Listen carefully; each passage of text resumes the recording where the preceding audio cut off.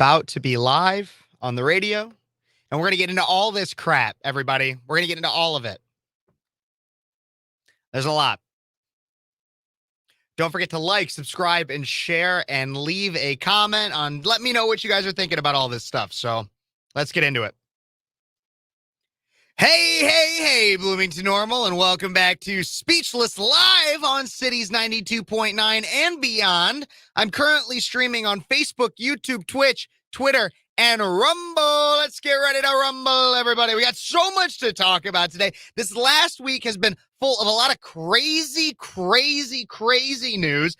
The submersible that has been an absolute distraction from everything that we should be talking about. But we do need to talk about it because there is a sense, or there's a necessity to discussing those kinds of things. Hunter Biden pleading guilty to tax charges as well as unlawful use of a firearm. We're going to cover that. And then Pride Month. We're coming to an end of Pride Month. We got to do a recap on everything that has to do with Pride. All that and more on this episode of Speechless.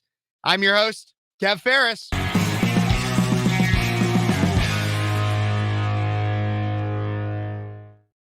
Everybody, we are live here on Cities 92.9. I might have been muted on our streaming or something, but I am live now. Do not worry. I'm ready and raring to go to talk to all of you guys about these absolute distractions. These distractions. We're going to start off with this submersible story. I hope you guys have probably heard of this, considering it is dominating all of the news headlines everywhere and all of it. I'm telling you, I literally just got a update from Fox News 4 minutes ago. Watch live as the U.S. Coast Guard gives an update on deadly Titanic sub implosion. Do I really need another update right now? Considering the fact that I can't even believe what you say. What do I mean by that? Well, we're going to get right into it here. So we're going to start off. I also got to give a big shout out to my buddy, Paul Garcia Productions. Paul Garcia Productions out of Central Illinois does amazing work. He sponsors this show, and he can help your business get more business. He makes stunning and effective advertisements for many local businesses. I've seen tons of them. You can go check out all of his information in the comments section or in the description of this video on YouTube or anything like that. But go check out Paul Garcia Productions. Again, he does amazing work. But we are back here, and we're going to talk about this submersible, right? Your news headlines probably dominated it in the last week. And so I'm going to outline the story, but then we're going to break down a few things with it. First off, so it's this submersible out of the Daily Wire. Hamish Harding was the main guy that everybody knew about. The chairman of a Dubai-based company called Action Aviation and reportedly a billionaire announced on social media last weekend that he joined Ocean Gate Expeditions as a specialist for a journey to the Titanic's remains some 2.5 miles down on the floor of the Atlantic Ocean, about 370 miles off the coast of Newfoundland, Canada. Harding, who is reportedly a resident of the United Arab Emirates, is known for his adventures across the planet and beyond in recent years. He took part in a Blue Origin space flight, explored the ocean depths of the Mariana Trench, and visited the South Pole, the New York Post had reported. Due to the worst winter in Newfoundland in 40 years, the mission is likely to be the first and only manned mission to the Titanic in 2023, said his post to Instagram. A weather window had just opened up, and they were attempting the dive last weekend, and they started steaming from St. John's, Newfoundland, Canada yesterday, and we're planning to start dive operations around 4 a.m. Sunday morning, I believe. Until then, they had a lot of preparations and briefings to do. Okay, so here's the first thing I want to say when it comes to this expedition, when it comes to the whole idea of these wealthy elites doing things like this, because this is where I think it's important to talk about it, right? I'm going to get into about how this whole story became a distraction in the media cycle, but I do think it is newsworthy and noteworthy. We see a lot of very, very wealthy people, Jeff Bezos, Elon Musk, and many others, taking their money and wanting to push themselves and push their power or something to a further height, or in this case, a depth. Jeff Bezos has his fun private rockets. Elon Musk sends his own up. And this guy and multiple other billionaires were invested in pushing to the depths to look more at the Titanic and the remains of the Titanic. Now, I do want to be clear. I do think that there is a vast amount of wealth of knowledge that can come from these kinds of expeditions, that can come from sending people to possibly to Mars or up into orbit, as well as sending people that far down to check out the Titanic. There is interest in the research. However, a lot of it starts to become where it doesn't seem like it's about research when you're practically doing a pay-for-play type expedition here, where most of the people on board were just incredibly wealthy people that seemed like this would be a fun and exciting thing. Really, what I think it is I think it's a fuel for the ego. You have these incredibly wealthy individuals who take to the skies, go to space, or go into the deep depths, darks of the ocean. And it's not really, like I said, about research in any way, shape, or form. It's about the fact that they have reached the highest heights of wealth. And so they need to find something else to keep feeding an almost addiction-like sense of ego. That's really what I think it is. But let's keep going with the story in and of itself. We have we had the Ocean Gate CEO, so the CEO of the entire crew and manned expedition, who was also trapped in the 22-foot submersible, who came out. It was found. His name is Stockton Rush. He's 61. Added that he did not want to have 50-year-old white guys with military experience to captain his vessels because they weren't, quote unquote, inspirational enough. No, they weren't inspirational enough. Stockton Rush 61 added that such expertise was unnecessary because anybody can drive a sub with the $30 video game controller that went viral. Everybody saw it. The sub was literally manned and controlled by an old-timey video game controller. He continued, he said, when I started the business, one of the things you'll find, there are other sub operators out there, but they typically have gentlemen who are ex-military submarine mariners, and you'll see a whole bunch of 50-year-old white guys. Rush told Teledyne Marine in a newly resurfaced, undated Zoom interview. He continued, I wanted our team to be younger, to be inspirational. And I'm not going to inspire a 16-year-old to go pursue marine technology. But a 25-year-old, who's a sub pilot or a platform operator or one of our other techs can be inspirational. Why is he focusing on being inspirational? I'll give him credit. Nowhere in this interview did it seem that he talked about, we need to have a black trans woman or anything like that. But he's still focusing on, he was, obviously not anymore. He was focusing on finding people that are inspirational. It didn't matter how qualified they were necessarily or how research driven they were. He wanted somebody that was, quote unquote, inspirational. It's insane. But now let's follow this story. Last Monday, the Coast Guard made an announcement regarding the submersible and its status. I didn't have a chance to cut up this entire clip, so I might just hop around to it a little bit. But this is what the Coast Guard had to say in terms of what was going on with the sub. Again, reminder, this is last Monday that the Coast Guard said this. Capability that we can provide to search for the overdue vessel and rescue the crew members on board. At this point, we'll take questions. There are reports that a submarine may be trapped in the wreckage of the Titanic. Is this even possible? If that were the case, how much oxygen will these? How much oxygen do they have? He just asked. In terms of locating the overdue submersible, we have to make sure that we're looking on both the surface using aerial and surface vessels, but then expanding into underwater search as well. Right now, our capability is limited to sonar buoys and listening for sounds, but we're working very hard to increase the capability. We understand from the operator of the vessel that the vessel was designed with a 96-hour sustainment capability if there was an emergency. So you get the picture. Basically, at the last Monday, again, this is last Monday, the U.S. Coast Guard came out and said that they had 96 hours of oxygen. That was last Monday, right?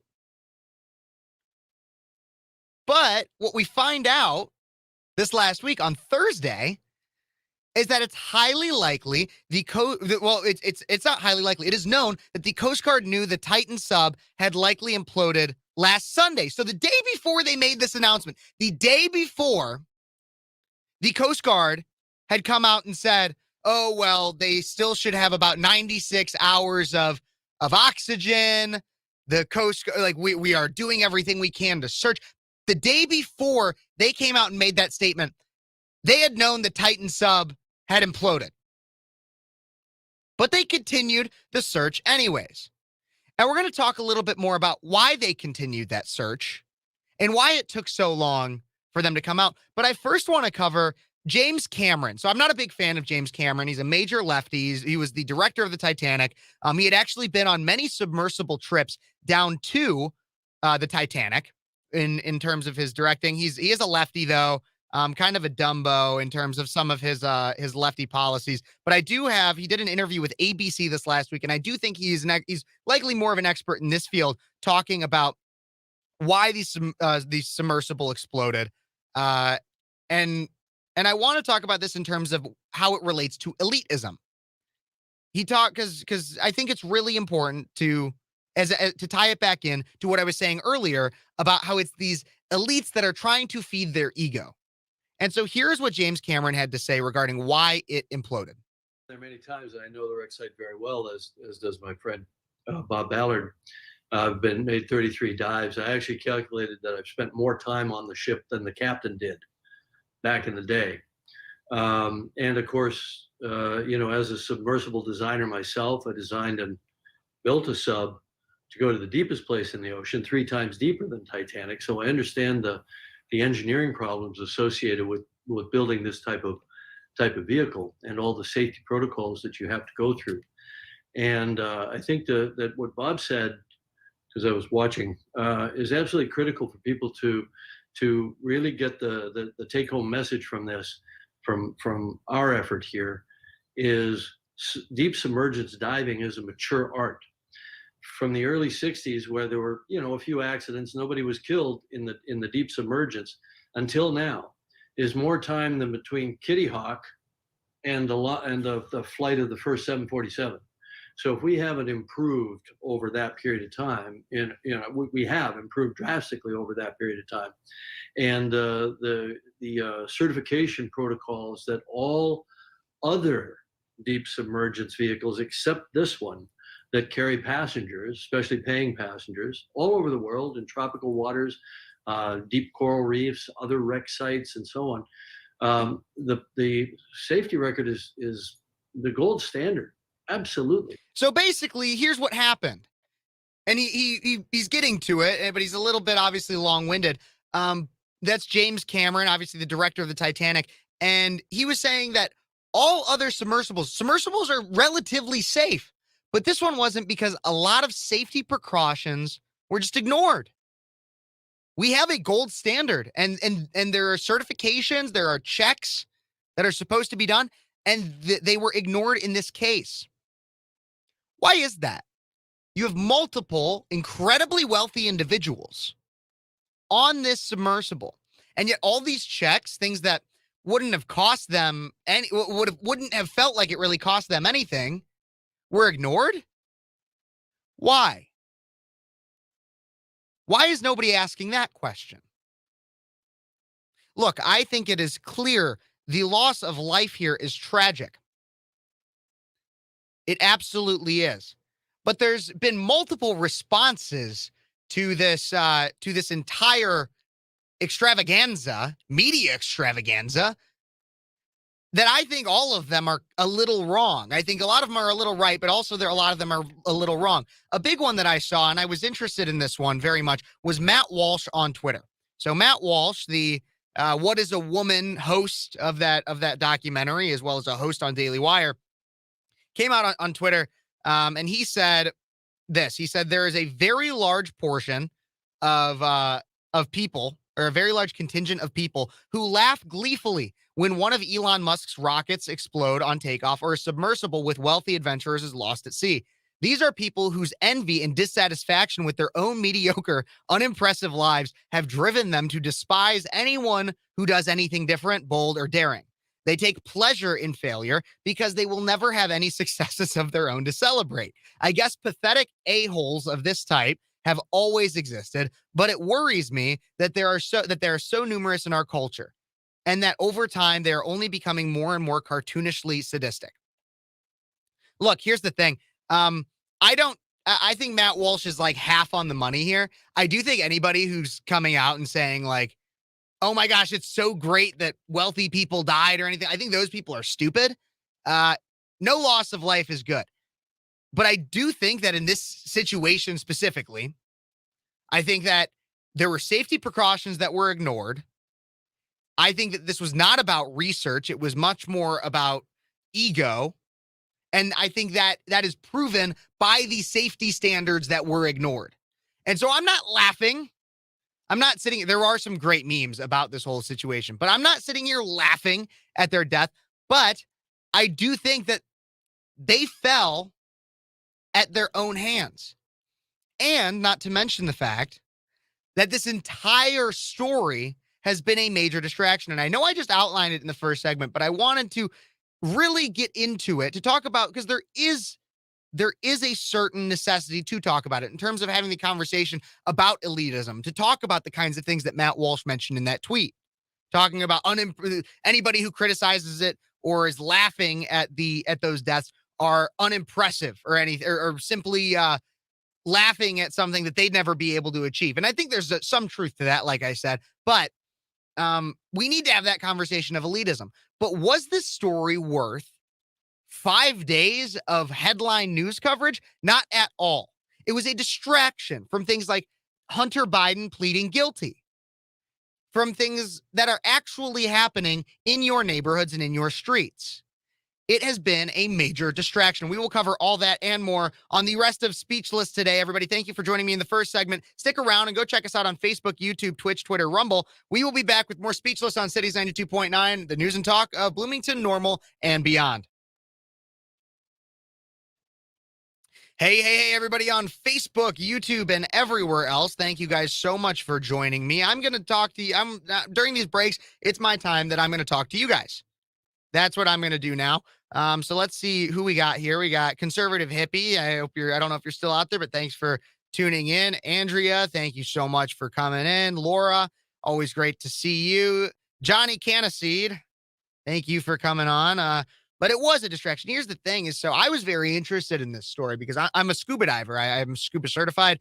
And I was interested in this story and hearing more about it. And I saw some really funny tweets. I don't think they were meant to be funny, but I did see some funny tweets about this whole situation in which some people had said, why didn't you just like open up the top hatch and swim up? Okay, first off, anybody who said that is an idiot, because even if you could hold your breath for the whole 2.5 miles down, you also would need to be, you'd also need to be able to survive the change in pressure.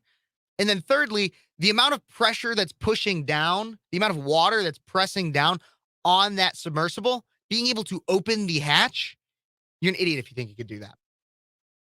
Ryan, let's see what you got to say. They paid for the thrill and not safety or engineering integrity. Something doesn't add up. Yes, something doesn't add up. There are a lot of questions to be had, but from face value, from what I see, it feels to me the explanation I would have is that it's fueled by ego. And this entire expedition was fueled by ego. And so that's why things were ignored. Josh 100% agreed with Matt Walsh's tweet. I might bring on Josh later. Josh, if you would like to join the show later to talk about some things, feel free to shoot me a text and I can get you the link and we could bring you on near the end of the show if you're still watching. That's my good buddy. He used to be a host of this show. Then he abandoned it to go teach high schoolers in Nevada. Andrea, I'm looking at what you're saying here. They fell for the okey doke. In the meantime, the FDA gave the go ahead for lab cloned meat. Interesting. I didn't even know that one. That's another one. Let me make sure I have everything prepared for my next segment as we get pretty close to coming back here.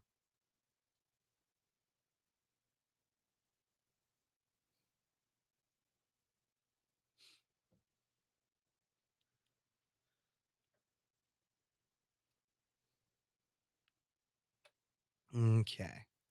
Thank you, everybody, for tuning in. No matter where you're tuning in from, feel free to like this video in any capacity. Subscribe to wherever you're watching from. Especially go check out my YouTube channel, Speechless with Kev Phares. I'd really appreciate it if you guys subscribe there. If there are ever any technical difficulties with the stream, please let me know. Please let me know in the comments what you guys or if there are any technical difficulties. But we're coming back live on the radio.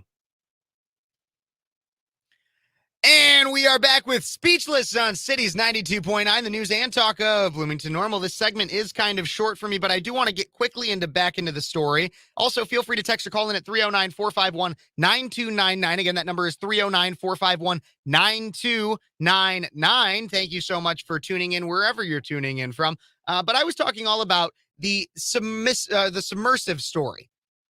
And it imploded. The government knew it had likely imploded on last Sunday, a week ago today, but did not say that and continued a false sense of hope for the families and for anybody following the story, which everybody was, because it was being used as a distraction until they didn't say that it had probably imploded until Thursday. Days after.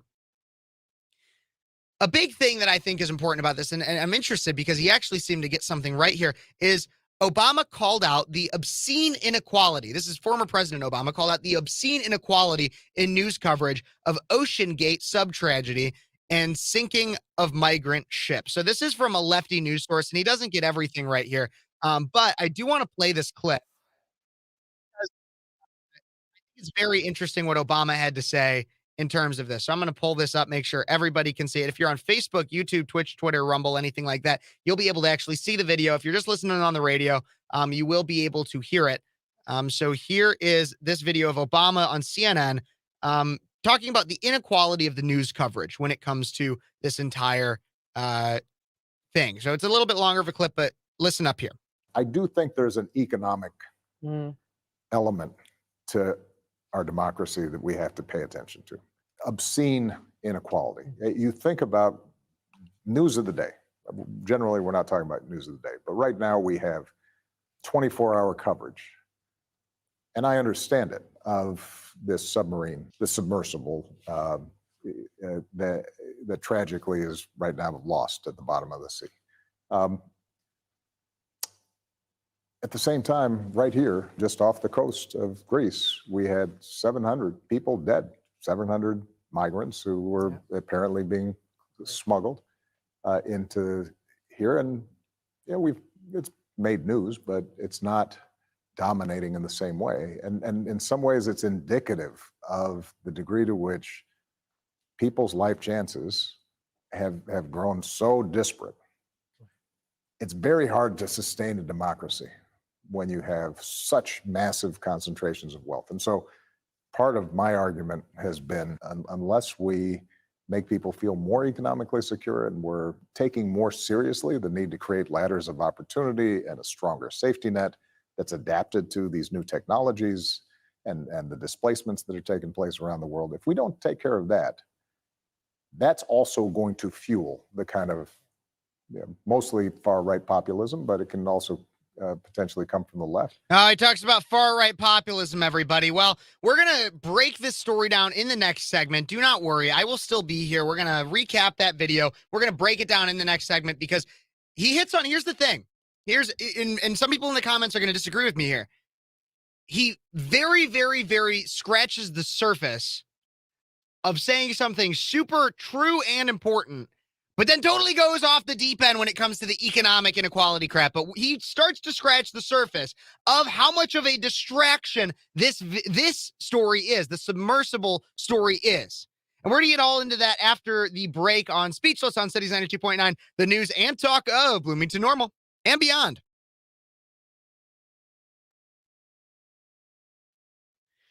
We're going to cover that. Do not worry, but I want to make sure it's heard on radio. But in the meantime, I'm going to make sure that I get to all your guys' comments in here. Thank you guys so much for tuning in. I appreciate it. No matter where you're tuning in from, thank you, thank you, thank you. You are the best. I really appreciate it. I think I mentioned it last week. I still haven't done a post about it. I should. I know I need to, but I recently hit over 500 subscribers on my YouTube channel. And that is honestly, like, I never I didn't think it would happen. I thought eventually it would probably happen because you keep posting enough. Eventually you're going to get there. But I didn't think it happened this fast. And it's because of people like you who have consistently watched, commented, shared, liked my content that I've been able to get there. So you guys are making this channel what it is. And so that's why I'm going to get to your comments now.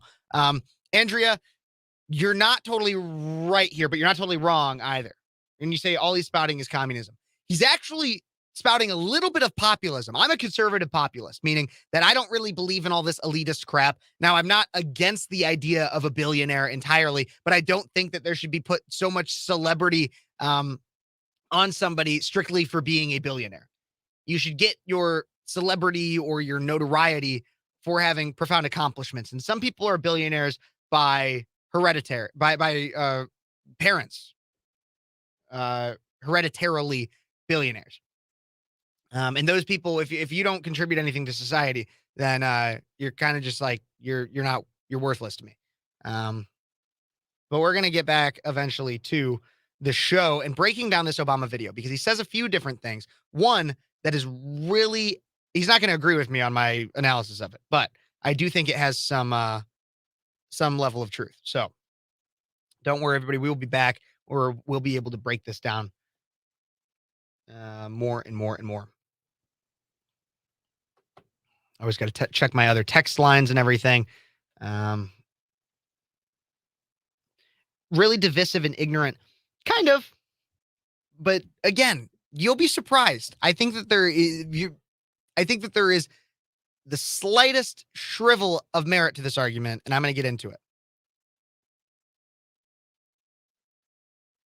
But the more I see, I may be an anarchist. That's funny. That's funny. I mean, like, but be careful when you say anarchist, because do you really mean anarchist or do you mean libertarian? Because an anarchist believes that there should be no government, period. As a libertarian believes that there is a role for government, but it should have very little role to play in somebody's personal life. So be careful with that, with anarchists there.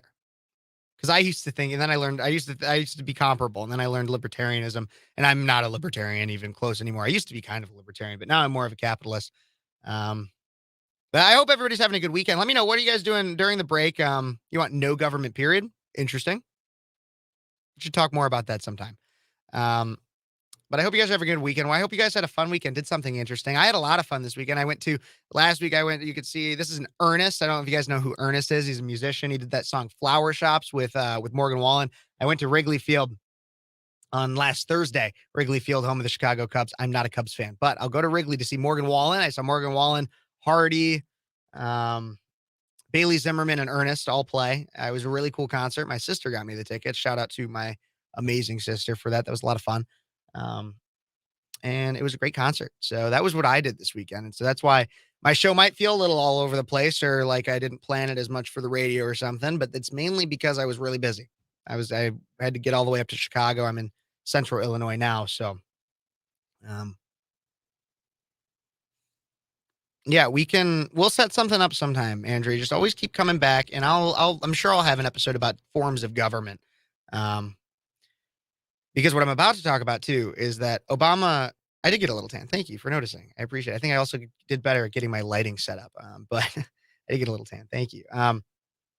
But a lot of Democrats do this, is they misrepresent America as a democracy. America is not a democracy. And I'm going to talk about that in the next segment and a lot more.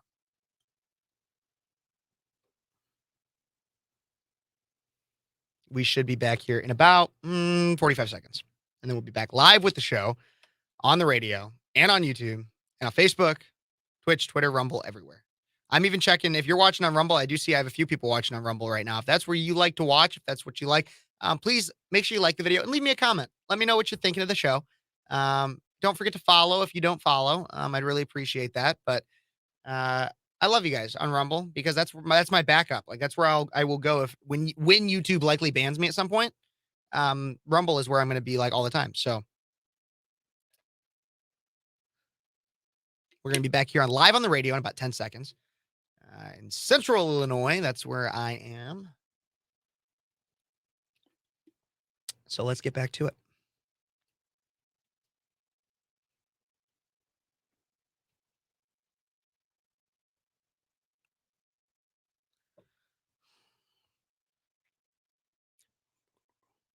Hey, and welcome back to Speechless on Cities 92.9, the news and talk of Bloomington, Normal, and beyond. Because we are now on Facebook, YouTube, Twitch, Twitter, Rumble. Yes, we are on all those platforms to make sure that we are bringing you guys. I mean, you can always listen on your radio or on your app. We love you if you do. But if you want to interact with us and be able to see us in the studio and see what's going on, you can definitely tune in on, like I said, Cities 92.9 Facebook or Twitter. You can also tune into my personal Facebook, Twitch, Twitter, Rumble, or not Twitter, but my YouTube and Rumble, Speechless with Kev Phares. You can find those everywhere. Last name spelled Phares. Thank you guys so much for tuning in. I was wrapping up the last segment talking about how Obama came out, talking about the submersible story, and said things like there was gross inequality in terms of the reporting. And he said a lot of other crap. He talked about how it had to do with economic inequality and all this. It's bad for democracy and it's destroying democracy. Okay, so first thing, President Obama, you should have known this as president, but apparently you didn't get the memo. We are not a democracy. We're a constitutional republic. Sometimes I guess you could put in their constitutional democratic republic because we do have elements of democracy, but we are not a pure democracy because in a pure democracy, 51% of the population controls the other 49%. Because in a pure democracy, we would not have an electoral college that puts checks and balances on our electoral system. We wouldn't have a system that makes it so that, like I said, we don't have a mob rule.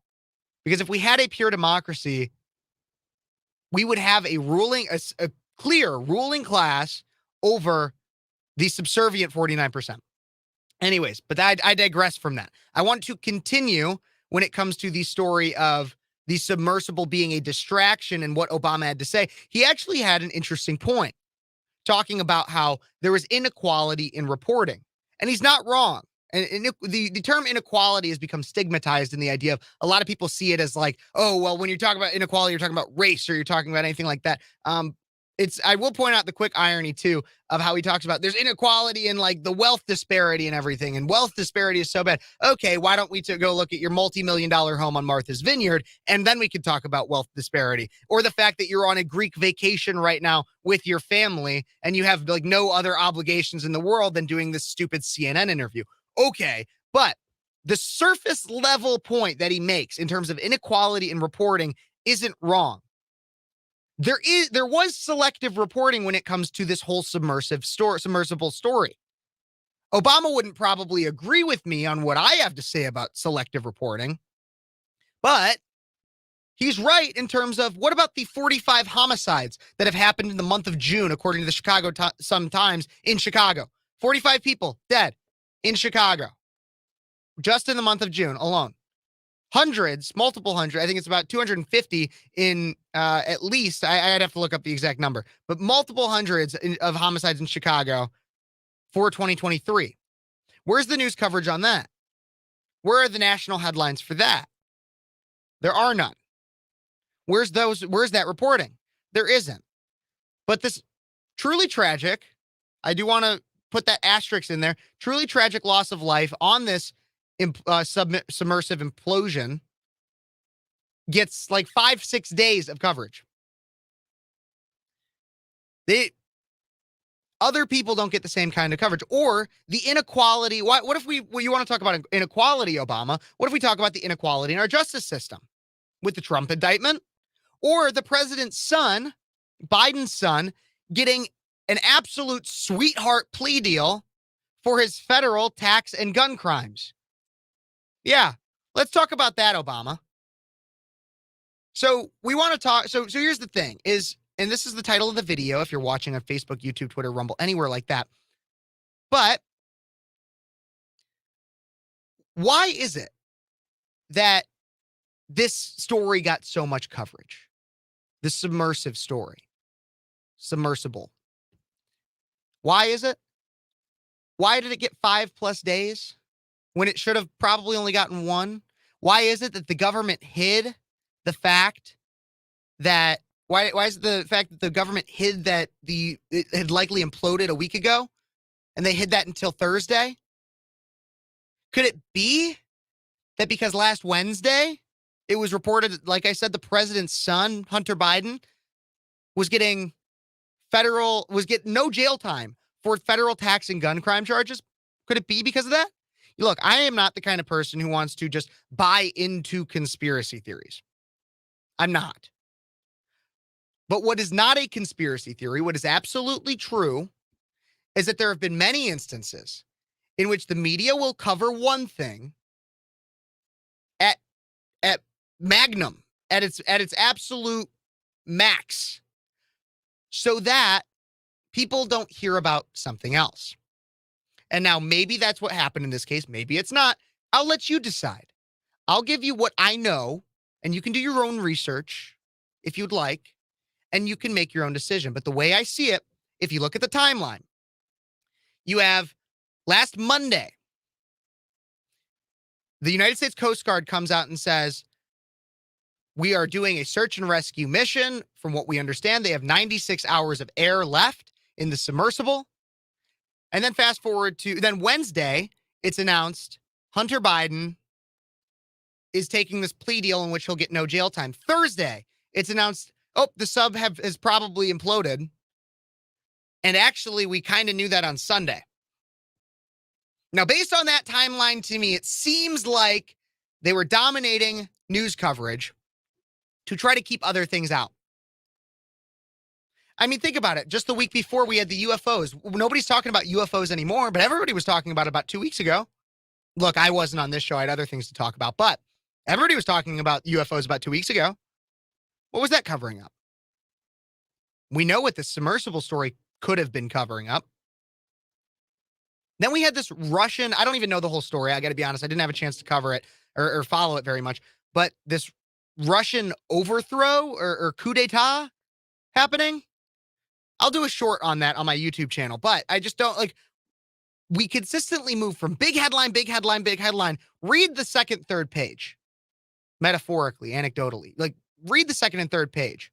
See what that actually says. So I'm going to go into now this whole Hunter Biden avoids jail in a plea deal after he was slapped with federal tax and gun crime charges. This is out of the New York Post. First son Hunter Biden has agreed to plead guilty to federal tax and firearm charges in a deal with his father's Justice Department that's expected to carry no prison time. No prison time. Not a single day. And leave his record free of felony convictions. He's getting misdemeanors for this. After we know we have the laptop from hell. We know about the laptop. We know he's a drug addict. We know he's a crack addict. We know he's a prostitute enthusiast. But he's no felony charges, no jail time. Interesting. The charges announced by Delaware United States Attorney David Weiss' office amount to a slap on the wrist following a 5-year investigation into Hunter, who is 53 years old, despite the fact that he acts like a toddler, for failing to report millions of dollars in income from countries such as adversaries, China. Okay, and then the other one, maybe not an adversary, Ukraine. He didn't report millions of dollars of income from those countries. Then the president's son will plead guilty to 2 misdemeanor charges, just 2, of failing to pay federal income taxes, according to a letter submitted to a federal court by Weiss, a Trump-administrated holdover recommended to his post by the state's 2 Democratic senators, who are close Biden allies. According to charging documents, Hunter failed to pay at least $100,000 in income taxes in both 2017 and 2018, though the precise amounts of what it just knows it's at least $100,000. The precise amount is not listed. The first son allegedly received more than $1.5 million in taxable income in each of those years. Hunter reportedly borrowed $2 million to pay off back taxes last year in an attempt to avoid these charges entirely. Where does somebody just come up with $2 million for back taxes? I don't know. As part of the agreement, Hunter will enroll in a pretrial diversion agreement on the felony charge of illegally possessing a firearm as a drug user after he lied on federal gun purchase forms in October 2018 about his addiction. The first son is expected to get probation lasting about 2 years on the gun charge, with a requirement that he stay sober, submitting to a drug test, and avoiding additional criminal behavior. That's hilarious to me. There's a few things that are hilarious about this to me. First, so he just has to promise that. So, I mean, yes, he does have to submit to drug testing, but then he just has to promise that he's going to avoid additional criminal behavior. It's never stopped him before. He also may be, or he also will be, or he may also be made to agree to never own firearms again. So he may have to agree to that. And I think this is hilarious because this is Joe Biden's son, right? And so he's getting charged with unlawful possession of a firearm. The Democratic president, Joe Biden, who is in favor of banning certain firearms from you for you to have. He would say that there are firearms that he does not want you to have, a law-abiding citizen. But his own son has a firearm illegally. Does anyone see the irony in that? Is it just me? I'm sure you might, you listener, viewer, you might see the irony in the president's son getting charged with unlawful possession of a firearm while simultaneously that same president advocates to take away guns from law-abiding citizens. You might see that irony, but does any Democrat see that irony? Any of them? No? Okay. Well, to be clear in all this too, the plea deal, the sweetheart deal that I'm discussing, is simply a tentative agreement. This is according to the George Washington University law professor John Banshave. He says a plea deal is a tentative agreement worked out between a prosecutor and a defendant. However, it does not technically have legal effect yet, unless it's approved by a judge. I believe his court date is in July, Hunter Biden's is, and that's when we'll know if this actually takes effect. But the fact that this plea deal was struck in and of itself is insanity. You want to know why? Well, committee chairman James Comer from Kentucky ripped into this Hunter agreement. He's also the one that's leading the charge in looking into Biden's corruption. But what he had to say is he said, let's be clear. The Department of Justice charges against President Biden's son, Hunter, reveal a two-tier justice system. Hunter Biden is getting away with a slap on the wrist when growing evidence uncovered by the House Oversight Committee reveals that Biden engaged in a pattern of corruption, influence, peddling, and possibly bribery. And Comer isn't the only one speaking out against supposed two-tier justice systems. He's not. In fact, there's a prominent rapper who had a whole free this rapper campaign put for him because he went to jail for some things that Hunter Biden actually got charged with. And we're going to cover that in the next segment, everybody. We will be right back with more Speechless on Cities 92.9 after the break. But in the meantime, if you're not driving your car and you're listening on the radio, you could go check me out on Facebook, Twitter, Twitch, Rumble, YouTube. Check all that out. Don't forget to like, subscribe, and share. Thank you so much. Please, again, like, subscribe, share. Let me know what you're thinking in the comments. During the break, I'm going to go through the comments that I've had in this last segment and be able to just address each and every one of them, or as many as I can, and talk to you directly. So feel free to do that. You could also text or call in at 309-451-9299. Let me know what you're thinking. 309-451-9299. And we will be right back with more Speechless, the news and talk of Bloomington Normal on Cities 92.9, the news and talk of Bloomington Normal and beyond. Whew, I need a drink of water, everybody.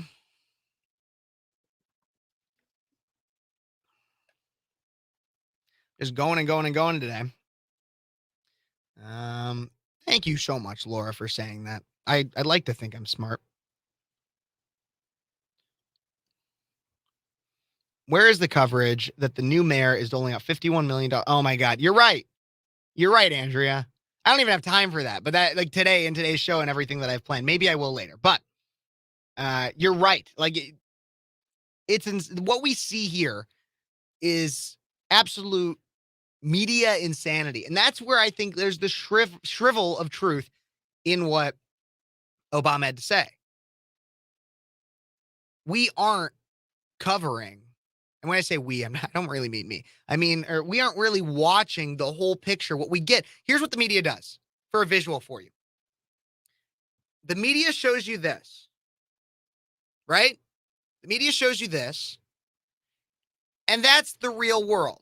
Right there, that you could kind of see a makeshift rectangle square there. This is what you see. That's where it's at. And I try to, I'm pulling right now. I'm pulling with the things that I say.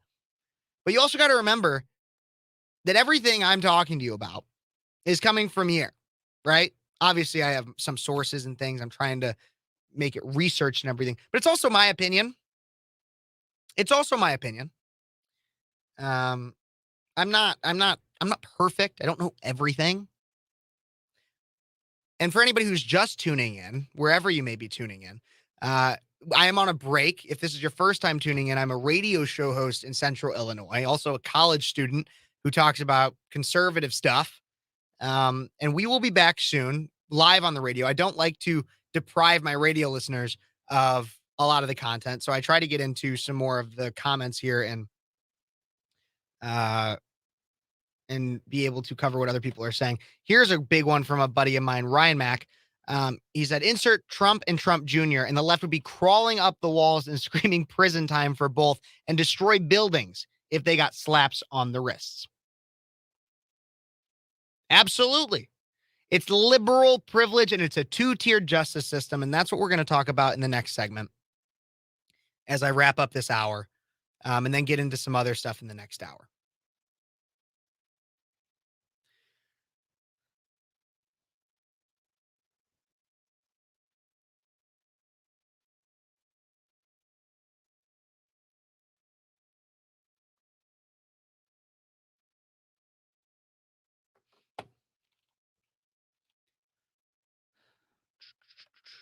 I'm still looking here. I see what you're saying, Andrea, about the afternoon programs, which means some children will not be able to eat.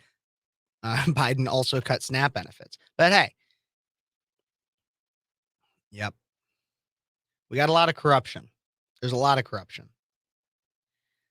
And I wish I had the time to be able to cover all of it on here. Thank you guys so much for tuning in. Everybody who's tuning in, please, please, please leave a comment. Let me know what you're thinking. Don't forget to like the video and subscribe to the channel wherever you're watching from.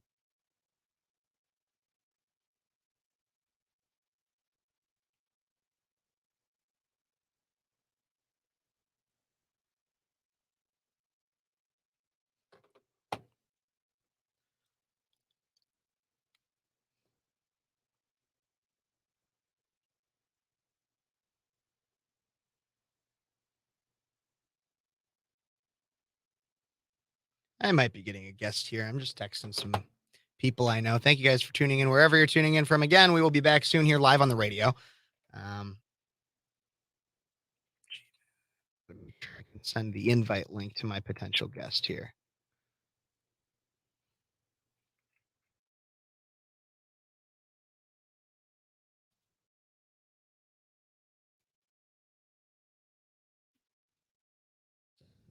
Okay. We will be back here soon, soon, soon. The second hour, I got some fun stuff planned too. So thanks for joining me, Unconventional. You're awesome. I appreciate it. We will be back here soon with the radio last segment.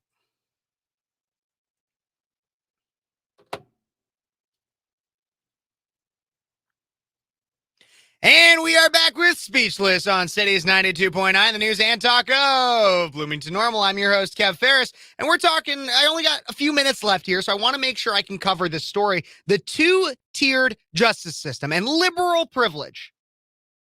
Absolute liberal privilege. Hunter Biden pleads guilty to basically tax evasion, basically, not paying his taxes, and unlawful ownership of a firearm, because he fudged some stuff about his addiction on his firearm owner application forms. But there's another, so there's interest. It's interesting. So he's going to be able to plead guilty to this and he's going to have no jail time. No jail time.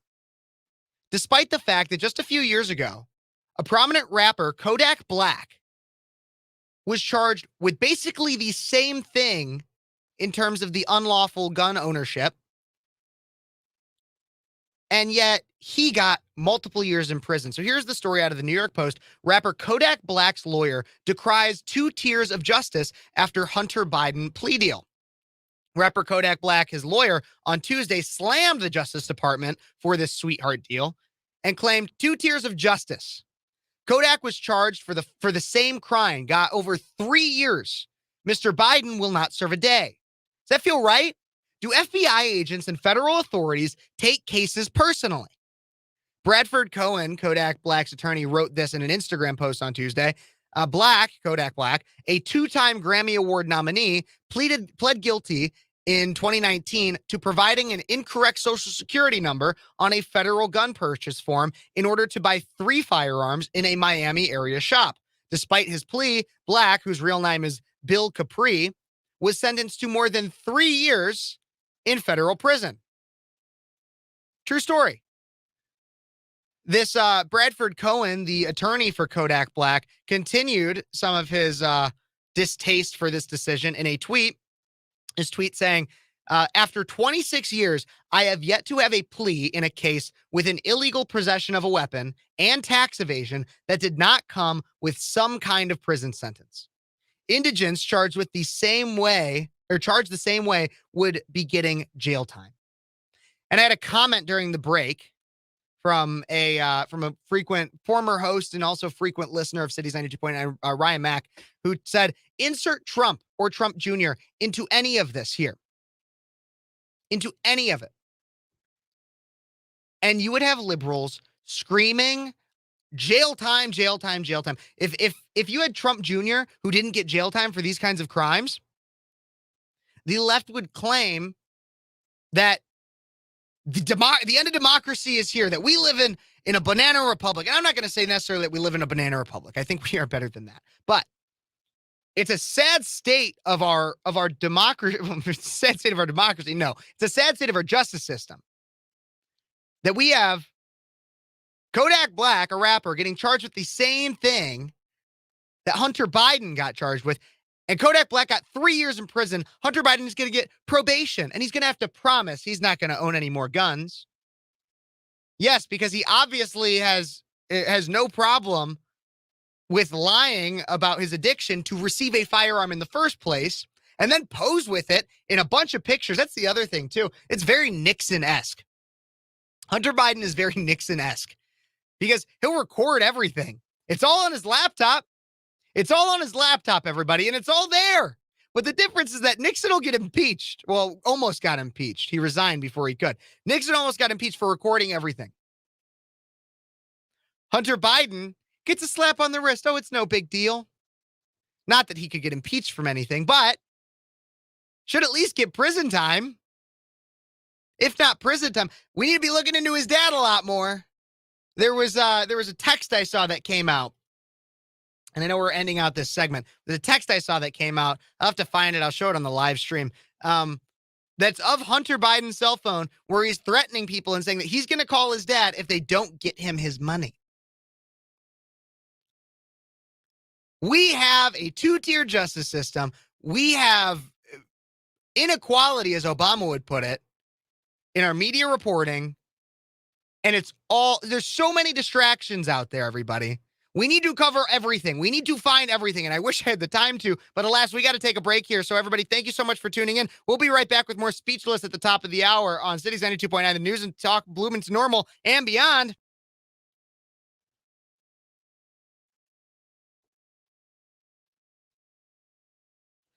And we are still live here on Facebook and everything, guys. Thanks so much for tuning in. I'm going to probably take a seat here for a second because I need to.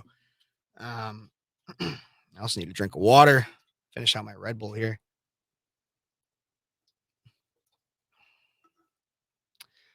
Let's see. Do I have any comments? I was going to look here on Rumble. Any comments on Rumble?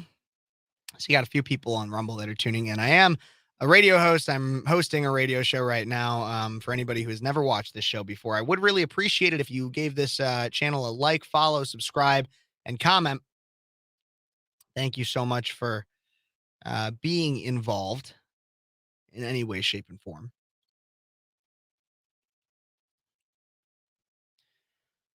I'm just looking here at some of these comments, seeing what you guys have going on here. Feel free to let me know what you guys are thinking.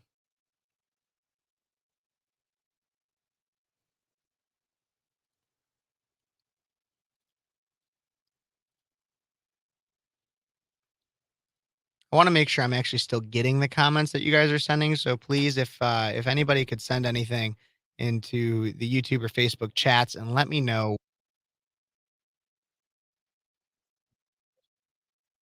guys that the comment section is still working.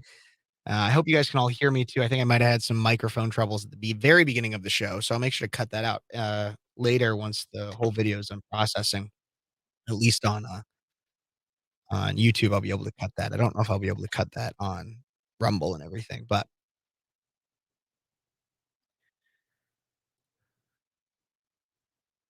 we'll see here if I can get any comments from. Yes, I see. There we go. We got that. Wonderful. I'm able to get comments. I'm taking a break right now on the radio, which means I'm also kind of taking a break on the stream, but I'm here. Any questions you guys have about literally anything, I will answer. Or at least try to find an answer for.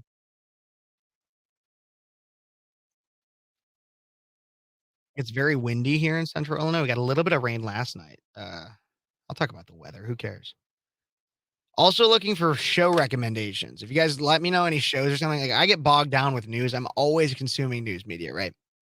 And so I always want to try to find some like shows and stuff to watch that can just like kind of escape me from that a little bit. I was watching last week. I watched the new season of Black Mirror. Good show. I recommend it. I like Black Mirror. I think it's a good show. A lot of anti-government sentiment in that, um, which I really do like. But let me know what you guys are watching. Another good show I've been watching, The Crowded Room. That's a good one. The Crowded Room on Apple TV, has Tom Holland in it, and he goes pretty dark places in that one.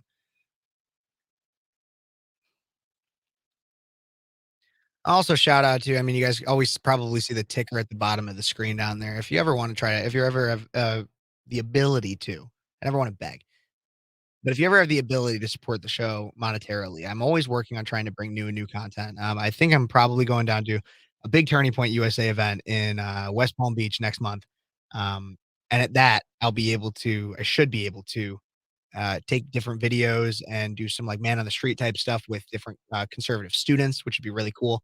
Um, and so if you are able to help support the show in any way, that'd be very appreciated to help me with paying for some of that equipment and upgrades. So thank you guys. Bias for Biden. Yep. New chant.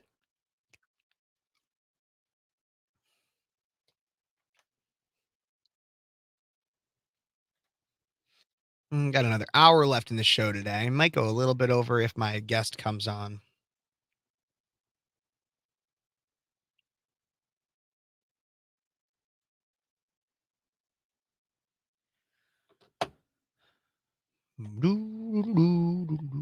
I really like to plan guests before shows.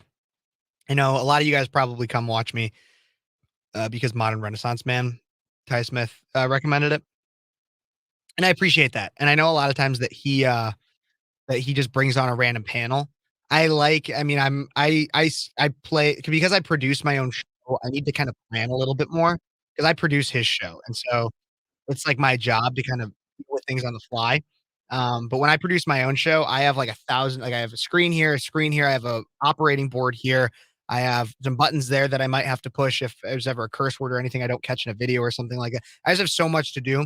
So I like to plan things more. But if you're interested in coming on the show at some point, um, definitely shoot me an email. And then if you want to be like a regular potential panelist or something like that, I will send you my invite link. So then I don't have to put it in the comments and just make it so that it's like anybody, um, so that anybody can be a part of that or something. If you email me beforehand, then do we can make sure that you know all like the rules and everything, and I can plan for it a little bit more. I can plan panel times during my show. But shoot me an email if you're ever interested in being part of a panel, talking about something. Say what topics of conversation, like Andrea earlier was saying that she was interested in talking about like anarchism and different forms of government and kind of thing. So, like shoot me an email, say like what you're interested in talking about, and then be like, I'd like to be a part of a panel. Like do that. Shoot me an email for that, and I'd love to have you on. Maybe even as early as next Sunday, maybe even earlier. Maybe I'll do a live stream this Wednesday. I know sometimes I do midweek updates and stuff, and I could do that. So I could plan for it a little bit more. Like I said, shoot me that email. I'll put it up on the screen one more time for you guys. Speechlesskp at Gmail. Shoot me an email. Let me know. what you're thinking. Yeah, shoot me an email at that, and again, let me know what you're thinking of kinds of things you want to talk about, and I could bring some people on.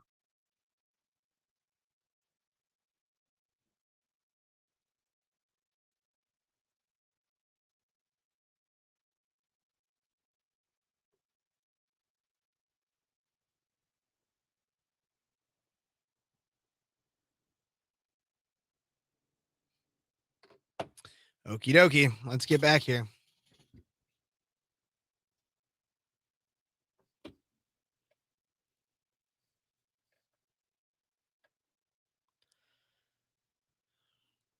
And we are back with Speechless on Cities 92.9, the news and talk of Bloomington Normal. Thank you guys so much for tuning in. I'm your host, Kev Ferris, and you could be listening to me on your radio or your app, but if you're not driving, feel free to check out the show on YouTube, Facebook, Twitch, Twitter, Rumble, because we are all over the place. I have on Cities 92.9, Facebook and Twitter. You can stream that, or you can check out any of my personal Rumble, Facebook, Twitch, and YouTube. Speechless with Kev Ferris. That's me. You can check me out on all those. Don't forget to like, subscribe, and share those videos because we're trying to make sure that we can bring you content in every medium possible. Because we're also on Spotify, Google Podcasts, all over there. If you want to listen to the shows later.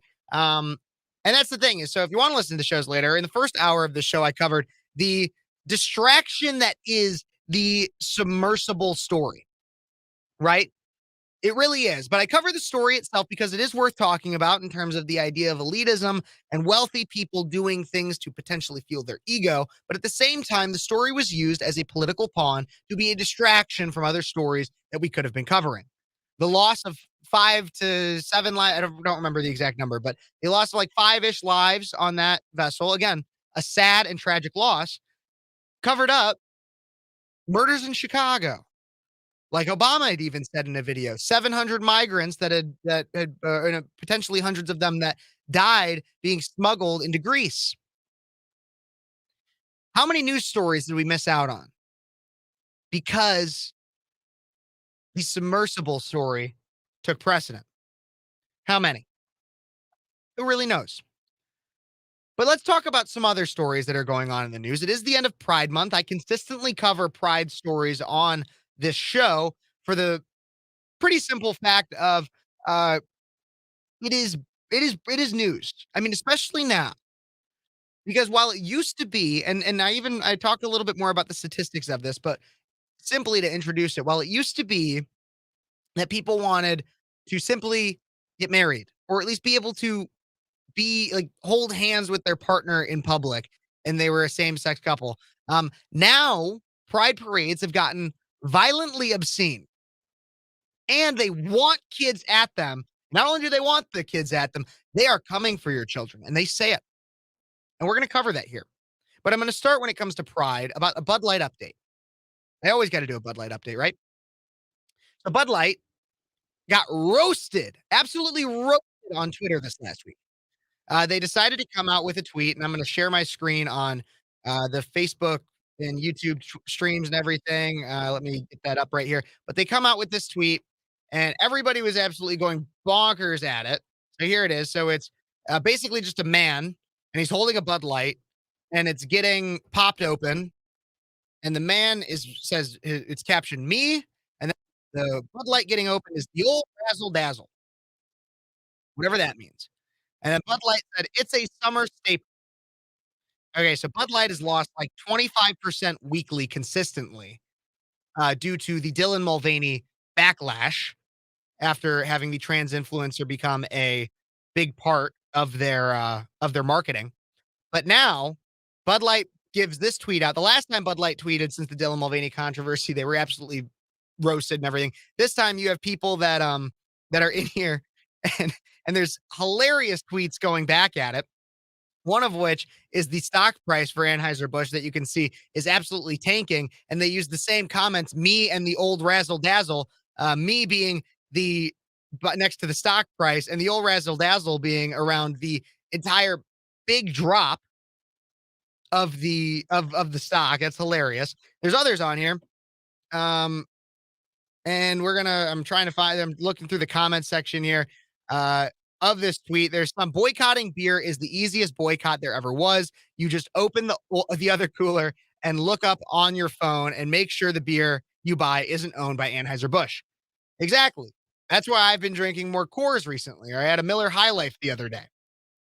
Bud Light is dying. Absolutely. Nobody wants to drink it anymore. And I've covered it multiple times. And it's basically because it became a meme that if you drank Bud Light, you had one sip of Bud Light and all of a sudden you're a flaming homosexual. That was the meme that was spread because they decided to have Dylan Mulvaney as their activist or whatever. And they seem to be going back and forth because I've covered before. They're starting to try to pander to conservatives with having cans that are designed for first responders and such, military service members. They've had attempts at patriotic ads and everything, but it just falls flat. It's too little, too late. Weirdly enough, though, at a pride parade in Toronto, and I'll narrate it for the people on the radio. I'll show the video on Facebook and YouTube and everything. They had a massive sponsorship of a Toronto Pride Parade. This is out of Twitter. Just in, Bud Light appears to be going all in with the LGBTQ audience as they made a guest appearance at the Toronto Pride Parade. Are they trying to set a record for the quickest destruction of a company in history? Bud Light was a sponsor of the Toronto event where adults were spotted naked in front of children. Some booths at the event were pushing for sex ed to begin in kindergarten, and Bud Light seems to be only pushing more people away, considering that weekly sales are down 25%. So here is this video, and like I said, I'll narrate it for everybody on the radio.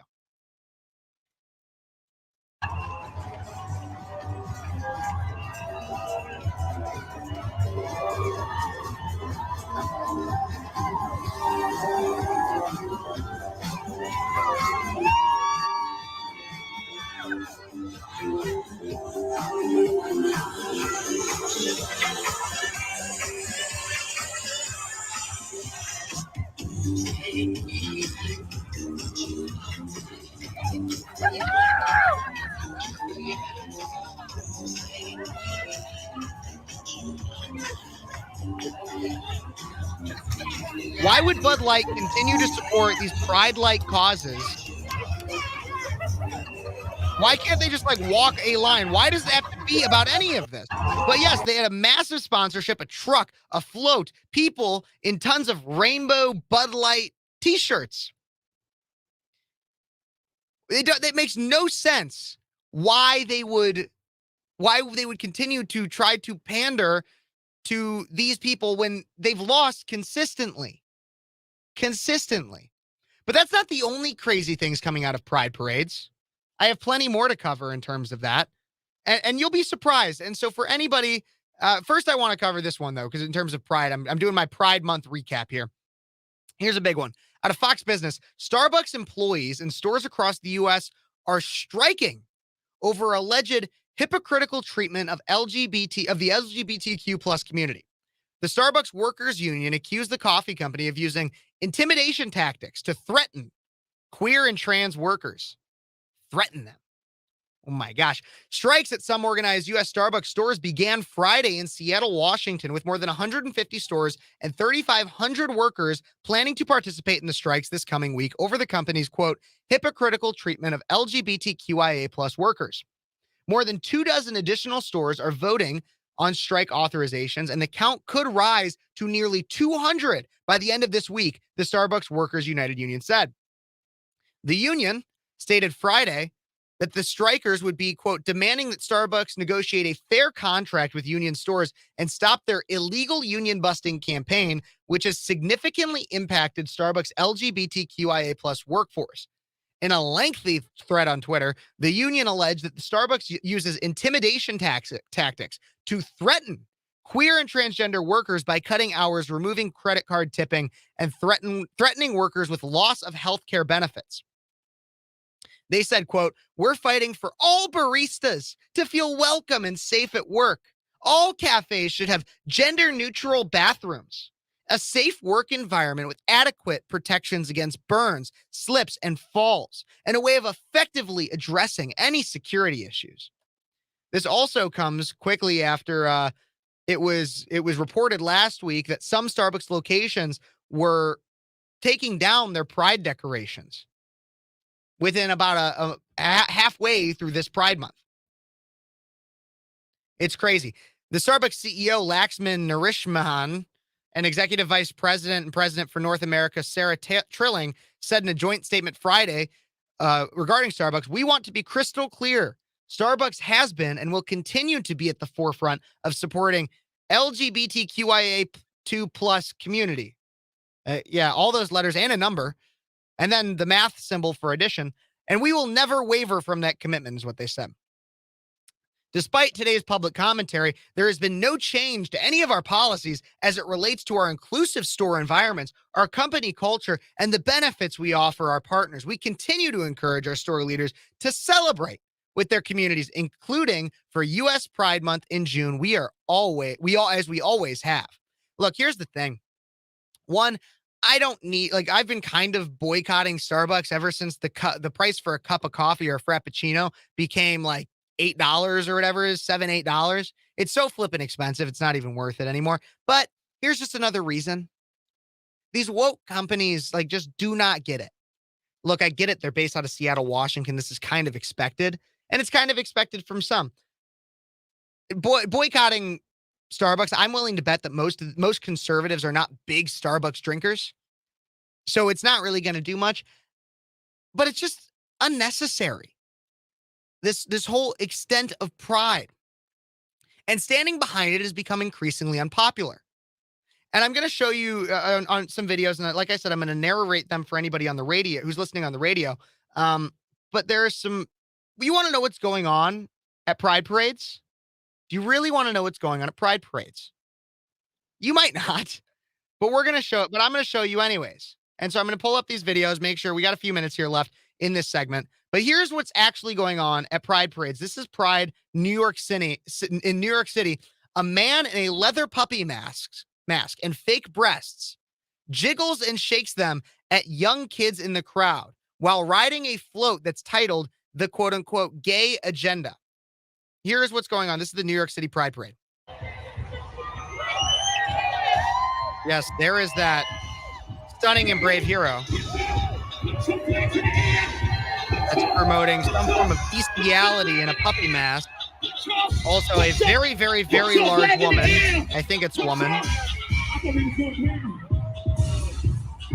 And there's more people in scantily clad clothing celebrating Pride, whatever.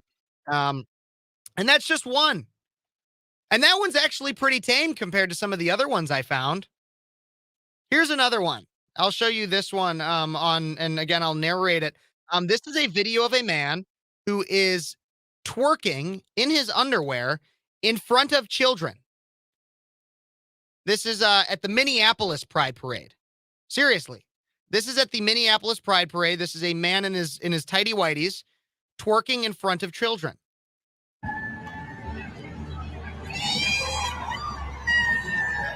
Real, like, true story. They're young children. I'd say probably 5, 6 years old. And this man in his tighty whities. And that's all he has. Pretty much on. Twerking. In front of young children. And people are cheering for it. And celebrating this. This is absolutely vile. But I have to show it to you because you have to see there are young children in the crowd. And you'll have people that will tell you, they will say, "Oh my gosh, I'm not coming after children. I'm not coming after children. We're not coming after your children." No, not at all. Not at all. But that's not true. And we're coming next into the next segment here. But there is actually a video at a pride parade where these members of the pride community are telling you exactly who they're coming for. And we're going to cover that in the next segment. Everybody, please stay tuned for more Speechless on Cities 92.9, the news and talk of Bloomington Normal and beyond.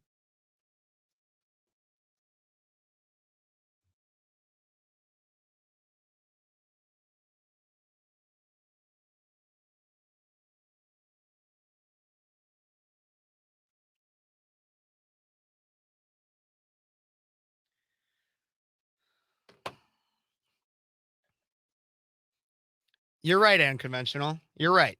It is absolutely disgusting.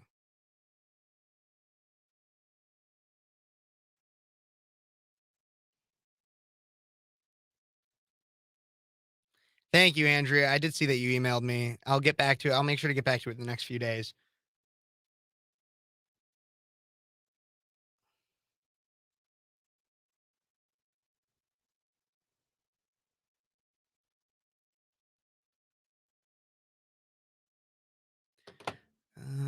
I'm making sure I have everything set up for my last segment and beyond. Everybody, thanks so much for tuning in wherever you're tuning in from. I really appreciate it. If you're on Rumble or anything like that, feel free to leave a comment there. Also, you can go subscribe to my YouTube channel, Speeches with Kev Phares. It's right in that corner of the video. You can see that's the @ you could also just search up Speechless with Kev Phares right there. And it should be one of the first things that comes up. Don't forget to like, subscribe, and share wherever you are watching from. I appreciate that. Let me get I have this next video. This is the craziest one.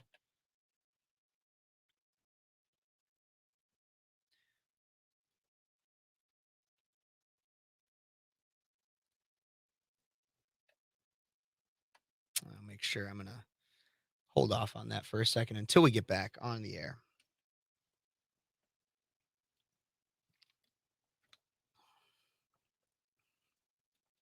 Any comments, questions, or concerns, feel free to put them in any of the chats, and I will try my best to get to them. I'd appreciate any and all support you guys can give to the show.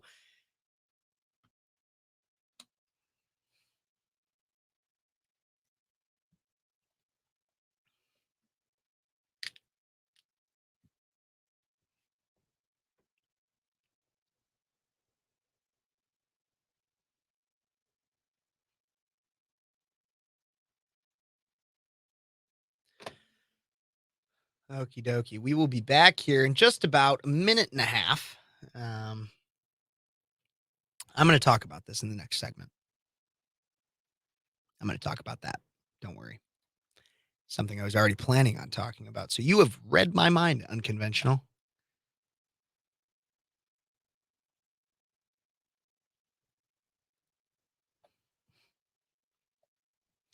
So we will be back soon here live on the radio. Thanks for anybody who is watching. I really appreciate it. Keep an eye on your comments. Also making sure that I can cover everything.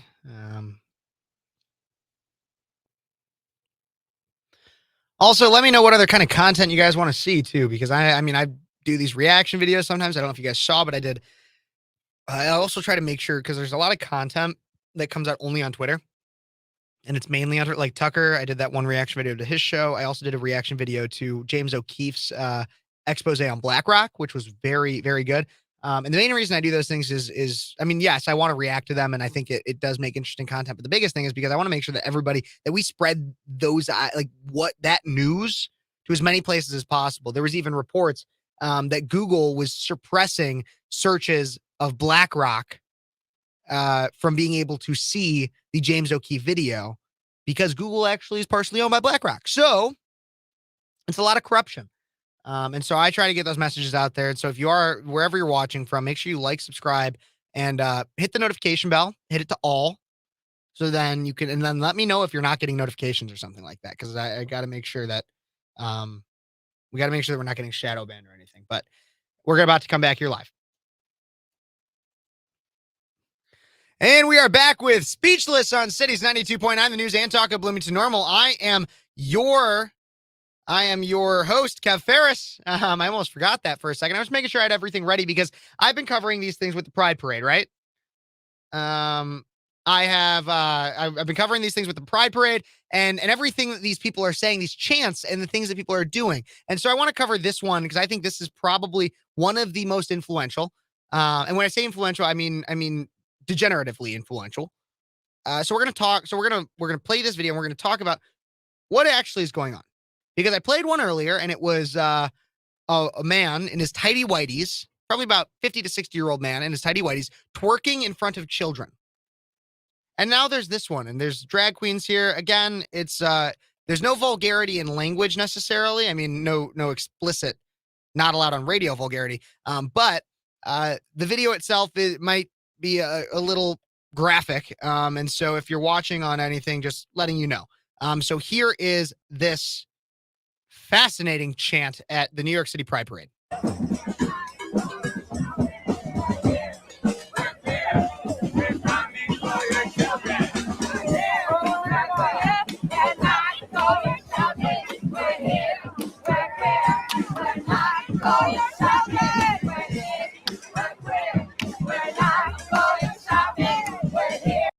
We're here, we're queer, we are coming for your children.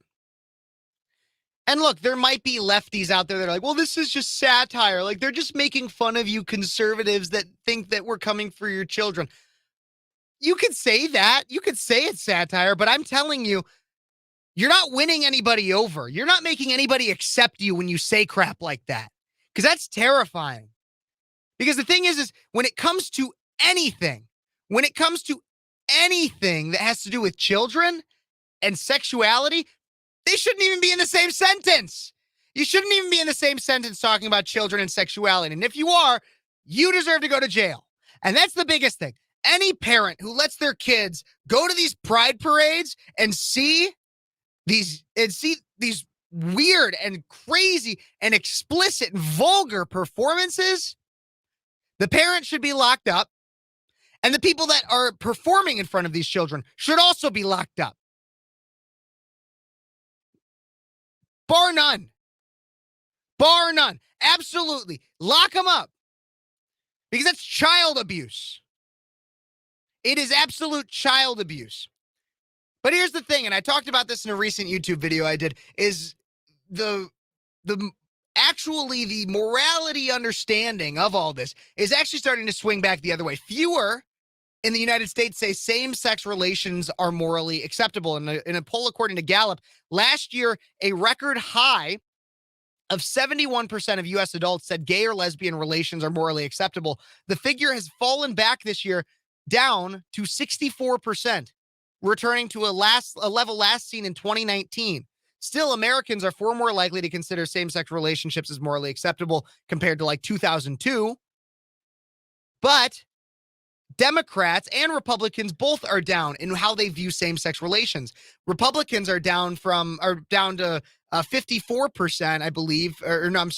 Republicans are down about 6% from what they were a year ago. Democrats are down from 85% to 79%. And it's because it keeps getting shoved down our throat through drag queen story hours, through transing our kids, through these obscene performances at pride parades. Why do you think Florida had people cancel pride parades when they said no kids allowed? It's because some of them are actually coming after our children. Not everyone. And this is the difference. I always talk about it. It's not the pride. It's not LGBTQ people as a whole. It's the pride movement. It's like I'm against BLM. I'm not against all black people kind of thing, you know? It's the movement itself pushes absolute absurd crap. And so let's just do a Pride Month recap while I got a minute left here in this segment. Bud Light has lost over $27 billion since its Dylan Mulvaney ad. Target lost $15 billion in market cap since the Pride boycott began. Disney lost $890 million at the box office on their last 8 releases. The NHL banned LGBTQ team jerseys. They're no longer mandatory. They banned making them mandatory. So we have officially, as conservatives, made the pride movement toxic. And we cannot let up, everybody. This is not bound to June. This is a morality war that we are in. It's a culture war, and we're starting to win it. So be ready, everybody, because we got a lot more to do, and it doesn't end in June. Up next, I'm going to have a good buddy coming on, former host of this show, Josh Bender, and he's going to talk to me about a lot of this kind of stuff, recapping the show, and also maybe a little bit at why he supports DeSantis, despite the fact that he used to support Trump. I've really wanted to ask him a little bit more about that and get him on record saying it so that we can all make fun of him if he's wrong. Everybody, we'll be back later with more Speechless on Cities 92.9, the news and talk of Bloomington Normal and beyond.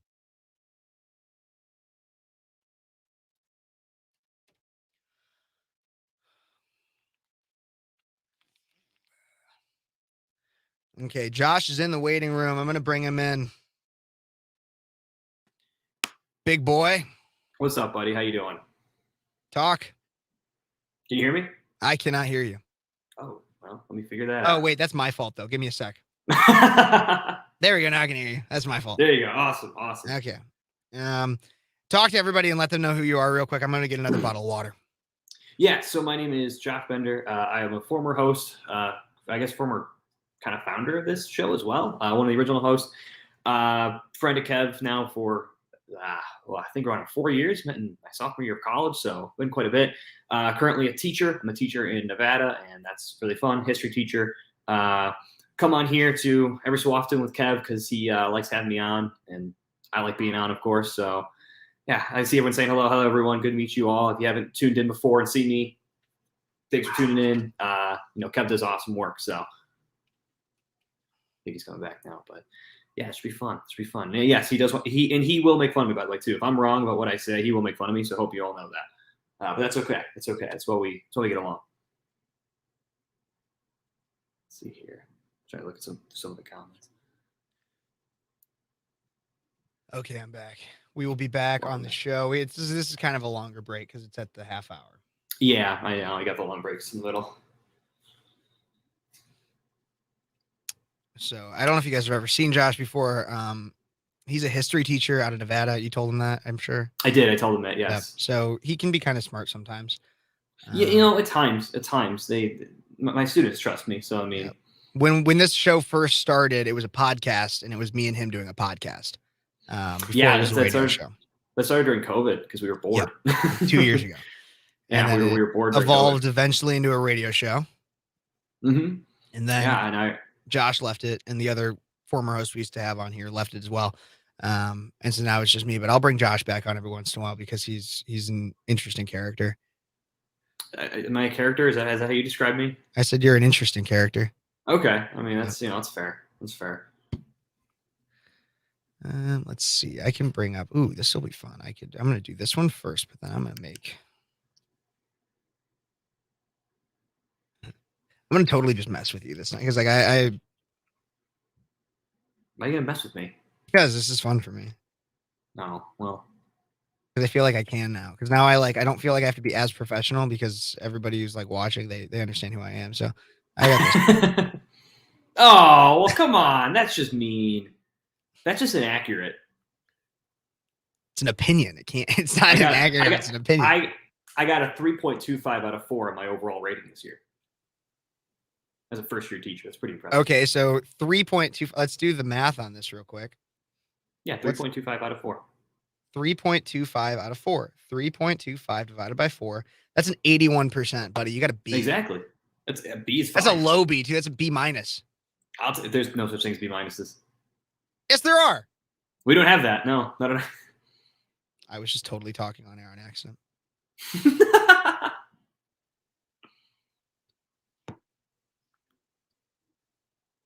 You're out of program though, so that's good. That's good. So, yeah. Seems like you're having some fun conversation. I tuned in every little bit. That's good. Okay. Ooh. We're coming back here in about a minute. Awesome. No, I'll just change it back to history teacher. I'm just messing with you. Yeah, I know. You have to. Let's take a poll too. Who thinks that there's oh boy, here we go. Who thinks that a B minus is a real thing? If you think that a B minus is a real thing, let me know.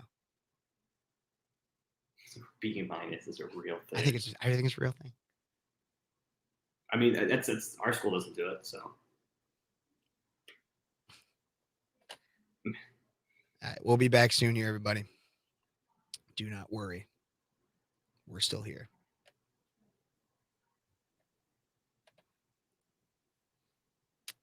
Eight seconds. All right, let's do this.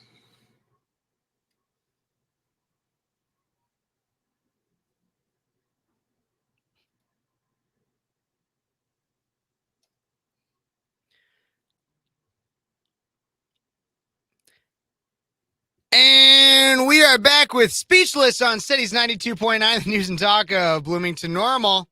How's it going, everybody? I'm your host, Kev Phares, and I got a good old friend on the line. If you missed any of the show, though, I've talked about a lot of different things. Pride Month, wrapping that up. Talked about the submersible, how that's a distraction from a lot of real news stories that were not covered, one of which being Hunter Biden pleading guilty and not even getting any jail time for things that he probably should have gotten jail time for. But we're going to get to some other things here now, one of which, this is a big kind of thing that I think is really important to cover. And I've been pretty honest on this show before, right? I've been pretty honest. I am more of a DeSantis leaning guy. I think that's where it lies, but I know a lot of people listening are not necessarily DeSantis people. I know a lot of listeners on Cities 92.9 are pro-Trump. That's fine. Hey, if you're a listener and you're pro-Biden, I want to hear from you too. Give me a call in at 309-451-9299. I want to know why. I'm open to any candidate. I am open to any candidate. But you got to be able to tell me why. And so we have a guest here today. He's a former show host. He's my good buddy, Josh Bender. How's it going, Josh? I'm doing good, man. How are you? I'm doing just fine. Been talking for an hour and a half and really happy that I have somebody to make sure I can drink some water. And then Yeah, there you go. too. But I want to start off today because you've been a very, very outspoken supporter of DeSantis. And even at sometimes, and here's the thing is I want to be clear to everybody because I know I've had some people text in, they're like, you're not pro-Trump enough. They tell me that. And I'm like, okay, well, here's the thing is I have a show called Speechless that's made because I've had people try to tell me that I'm not allowed to have an opinion on things because it's not the mainstream opinion. Well, maybe I'm not the biggest fan of Trump. I have every right to have that opinion, and you have every right to have yours. However, I'm still open to a possible Trump presidency. You, Josh, on the other hand, he's not even very high on your list. And I want to talk about that. And then I want to talk about how you came from supporting Trump to not supporting Trump anymore. But start off, why is Trump not very high on your list in terms of your 2024 candidates? Sure. So, yeah, I mean, and I think it's a great point that you're making that I was a pretty active Trump supporter in 2020, through 2016 as well. I campaigned in 2020. I got assaulted for him in 2020, for God's sake. I mean, this did happen on campus. I was very proud to vote for him. But quickly after the 2020 election, I started going, okay, well, maybe we should look at other options. He's getting kind of old. His age is a big thing, and that's one of my biggest things. He's 77. He's getting up there, and so I said, you know what? Let's start looking at other guys. And I really, really liked. It's a good one. I really, really liked DeSantis and what he was doing down in Florida, and so pretty quickly, I mean, I think on one of our podcast episodes, even I said, you know what? DeSantis might be the new guy. I think he might be a really strong candidate. Got my first DeSantis shirt in February of 2021. I mean, it was very quickly I switched. My big thing, and the thing that really, there's a couple things. Well, number one is age of Trump. That is a huge thing. I'm running on, you need to be under a certain age. I think 65 is kind of my number. I have to stick to my guns. Why 65? I think 65 is when, I think if you're old enough to get Social Security, you shouldn't be running this country. And I just generally think that's a sure thing. So if we up that age to 70, sure, to make it 70, but it has to be in line. If you are eligible for Social Security, you are not able to run this country.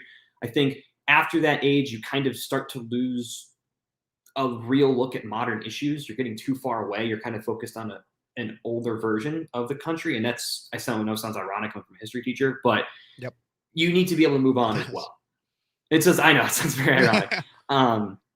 But I think that's one thing. The second thing was, and I get a lot of slack for this, I genuinely think Donald Trump lost in 2020. I do not think he won. I think he lost. But do you think that, what about potential voter fraud? What about the lies told by the media? Like what? I think it was rigged by the media. I think the media gave him an unfair shape. And I think Democrats were able to much more effectively do things like, change election laws so that they can do things like that ballot harvesting. But by every definition that they did, it wasn't illegal at the time. I know it's being deemed illegal afterwards. It doesn't matter. At the time, it wasn't illegal. Do I think that they were stuffing ballot boxes with fake ballots? No, I don't. I generally don't. I've seen no evidence of it. I don't think it happened. I think Trump lost. I think a lot of people voted against Trump, not for Biden, too. I think that was a huge thing, especially younger people. And so Trump has spent the last 2 years now just whining about it and not giving a solution. And that is my problem. If he is saying the election was stolen from me in 2020, He has to say, this is how I'm going to avoid it next year. And he hasn't. He just keeps whining. That is a huge thing to me. He has no action. Looking back now, I see some of the stuff that he did isn't exactly what it said he was going to do. You know, he said he would, I think right away, I mean, we can look at this. He said he ran on locking up Hillary Clinton, indicting Hillary Clinton, locking her up. The minute he was elected, he changed his mind and said, I'm not going to lock her up. So he immediately lied to his voters. His base, his whole base was, the whole thing was lock her up. He didn't do that. Things like the First Step Act, which I think in theory were really great, but now we're seeing is letting out some fairly dangerous people. Maybe it needs to be readjusted. He worked with the swamp too much. He was just doing everything he said he wasn't going to do. And that really, look in hindsight, I'm looking back and going, I don't know. He might not be my guy. I don't know, to give some pushback on that, because it's my job to give pushback on that. Because I Of course, agree with yes. you in some points, but it is my job to push back a little bit. First off, a lot of people would claim when it came to some of the swamp stuff that it's like, I mean, he can't kick out Mitch McConnell from the Senate.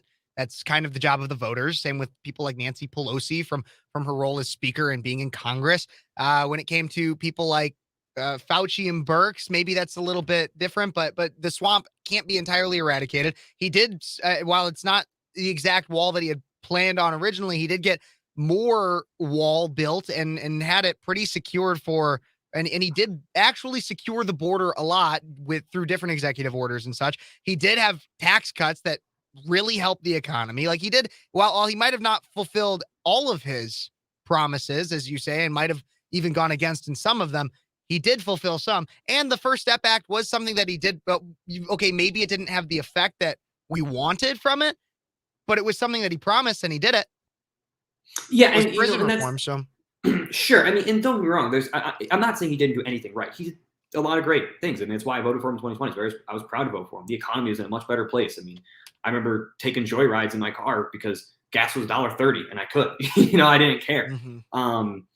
I'm not saying he did nothing right. I'm just saying at this point, I vastly see the negatives outweighing the positives. And I have to be realistic with myself and with the country and say, I don't think he can win the general election. I think he can win a primary, but the general voters have already spoken and they voted against him. And I think that is a huge thing. And Fauci and Birx, he handed this country over to Fauci during COVID. I mean, Fauci numerous times said, we went in, we said, Mr. Trump, we need to do this. And Trump said this too. Mr. President, we need to do this. And he did it. He just didn't question it. He did it. He whatever they said. He gave no pushback. When Brian Kemp was going to open up Georgia early, he criticized him right away. Oh, it's too early. It's too early. But then eventually he kind of changed tune a little bit because he saw it was more popular with the voters to go against what Fauci was saying. Then we have DeSantis, who opens up Florida, and he's praising him. Oh, free state of Florida. It's so great. It's so great. It's so great. All of a sudden, he's the best governor in the world. Now all of a sudden, he's worse than Cuomo. He's just trying to gaslight people now at this point to a ridiculous extent. Yeah, so I want to talk a little bit more. So I hear what you're saying about Trump. Why is DeSantis at your top then? Mm-hmm. And I have one more question. We got about 5 minutes, so just try to time it out a little bit. But why is DeSantis at your top then? So he's on my top because he has been consistently proven to be one of the best leaders that this country has seen in the last 20 or so years. He made Florida, which was a swing state by every metric for the last 2 decades, a solid red state. And that was due to good governance. He has the most people that are influxing into a state because of his good governance. I'm talking things like anti-riot bills. BLM didn't happen in Florida because when they did, he said, we're locking you up and we're putting you in jail if you riot. You can protest, but you can't riot. The minute you riot, we're putting you in jail. Giving all these different bonuses to police to make sure that they are incentivized to work hard. Education reform is a huge one for me. Saying that, hey, you can't teach the gender ideology to a second grader is amazing. That, hey, you can't transition a kid against their parents' permission in schools. Hey, you can't have actual pornographic books in schools. That's not allowed. Things like that make it amazing. The economy in Florida is booming.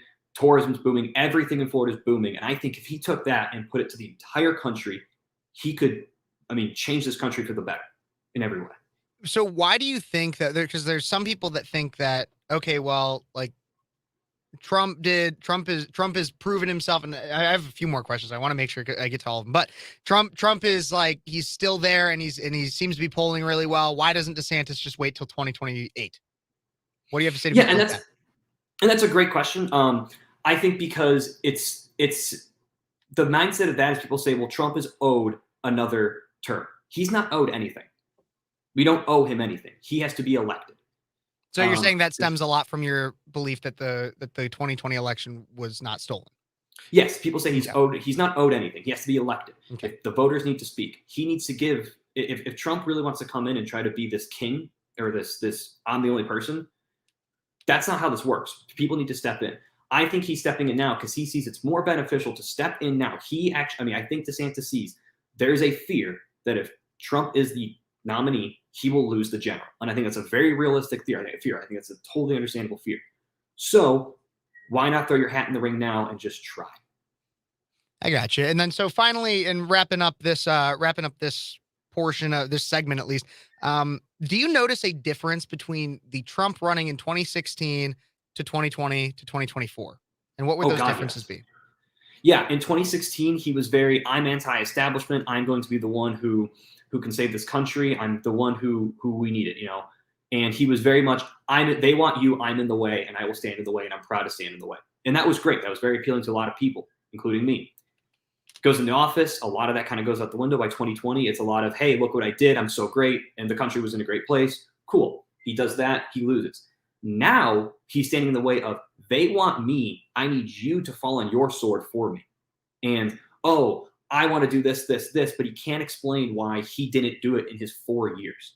It's this weird dynamic. He almost has this God complex about him at this point now. And we always knew he had a big ego, and that was okay because it was always funny. Now it's the point of he's just ranting and raving that I'm the only one that can fix this. And if you don't agree with me, you're a traitor. He's just so switched his mindset from I'm saving the country to I'm looking out for myself at this point.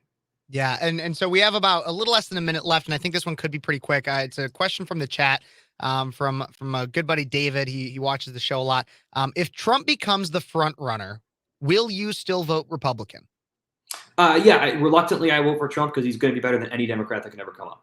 Awesome. Well, everybody, we got to take a break here on the radio. We are still live on Facebook, YouTube, Twitch, Twitter, Rumble. Hope you enjoyed that. If you have any comments, questions, or concerns, feel free to text or call in at 309-451-9299. We will be right back with more Speechless on Cities 92.9, the news and talk of Bloomington, Normal, and beyond.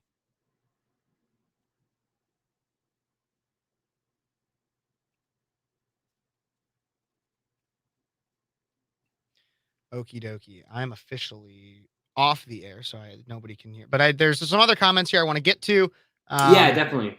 While we have the time to, we don't have too much time in this break, but let's get into. Okay, so Unconventional asked, because her thoughts are that DeSantis is more beneficial in Florida than in the White House, at least at this time, because he is an elected official as the governor of Florida. Who would DeSantis's replacement be? Do you know? I don't know exactly. There's probably a lieutenant governor or something. Yeah, so his lieutenant governor, I don't know her name.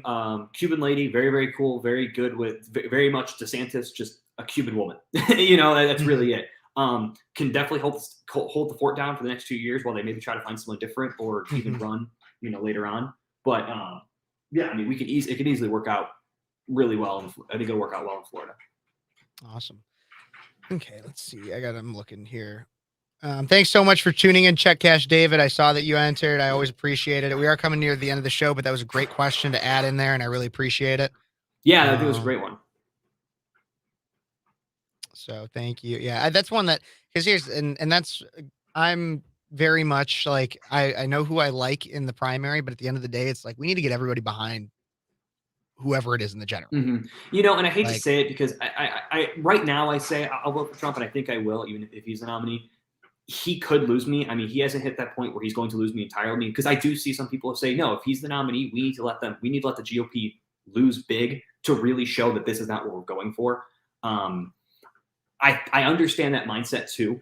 I really do. I don't necessarily agree with it all, because I don't want to sacrifice this country for that. I just think that's not worth it.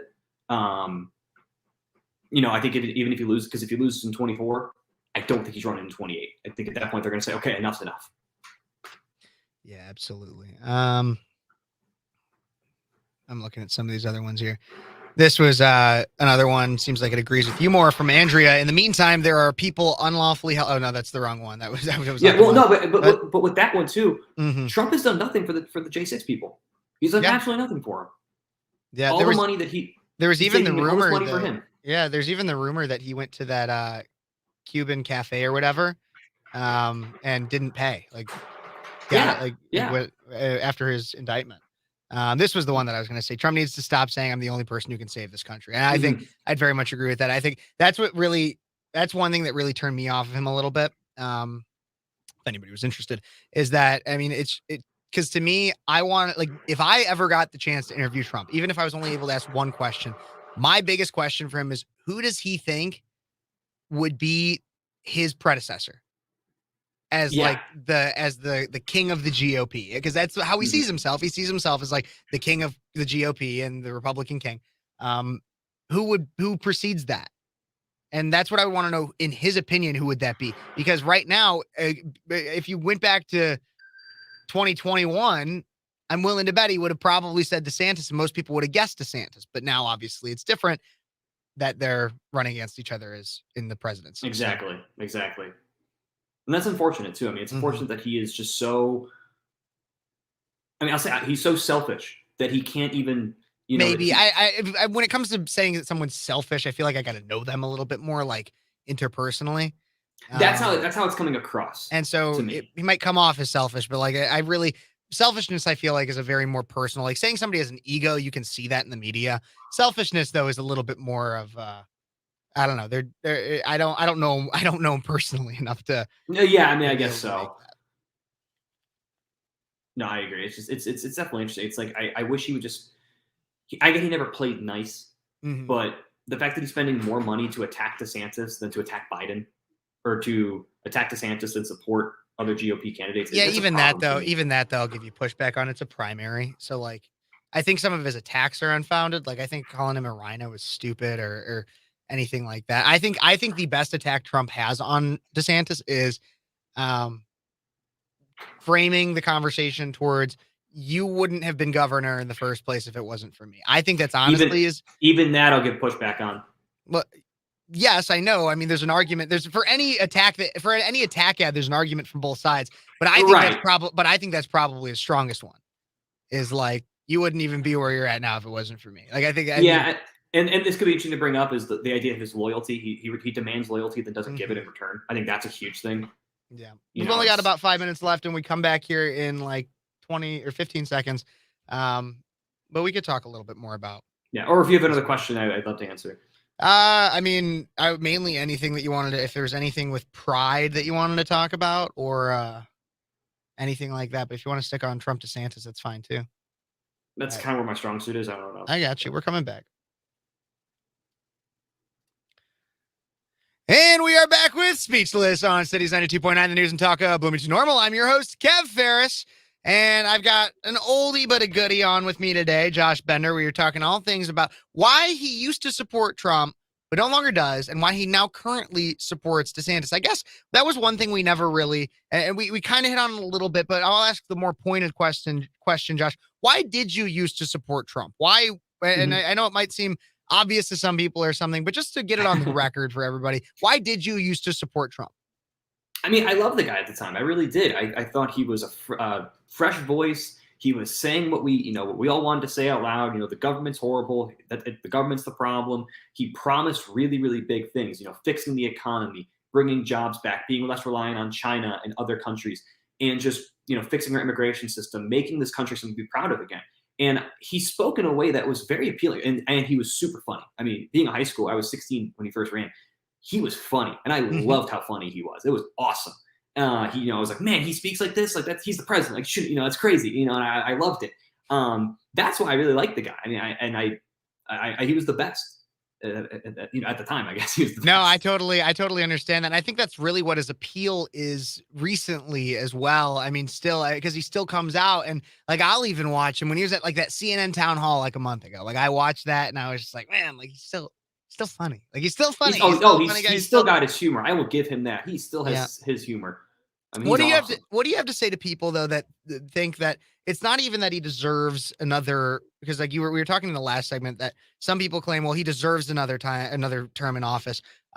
There's some people out there that might not say it's because they think that the election was stolen, but rather that once he got into office, and a commenter kind of mentioned this, once he got into office, he was consistently having to battle false accusations of Russian collusion. He had to battle 2 impeachments that were unfounded.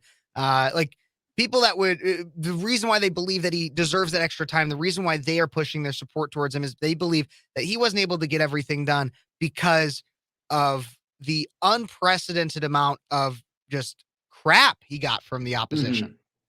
So I'll 2 things on that. Number 1 is he knew that was going to happen. He predicted it was going to happen. He should have prepared for it. If he wasn't prepared for it, that's on him. Is there any way to prepare for that kind of thing, though? I mean, I don't know. I guess I don't know, but I mean, like, he knew it was going to happen. At the end of the day, he still has a job to do, and he should have tried to do his best to do it.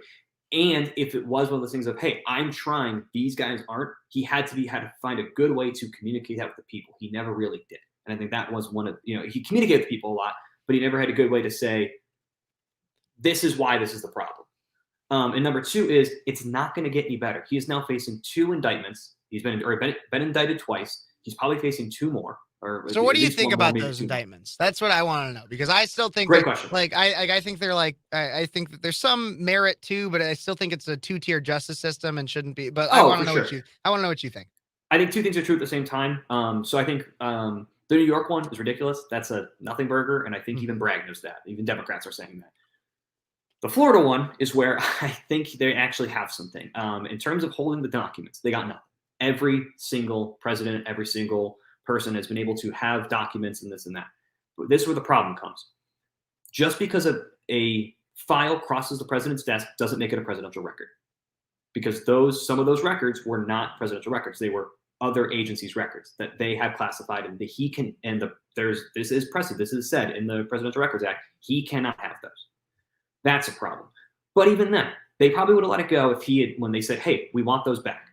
If he had just given them back and not been a jerk about it and tried to hide, because that's the thing, if the indictment's all true, he hid some, then told his lawyers that he gave them all to them, and his lawyers unknowingly lied to the government on his behalf. That is obstruction of justice. That is where I think his serious problem is. Then, now the big thing is he gets indicted. He then goes on Fox News and admits to that. I mean, he admitted to it. He can't. That was on Brett Baer. He did a town hall or something like that. Yeah, exactly. And so I think that is the problem he's facing.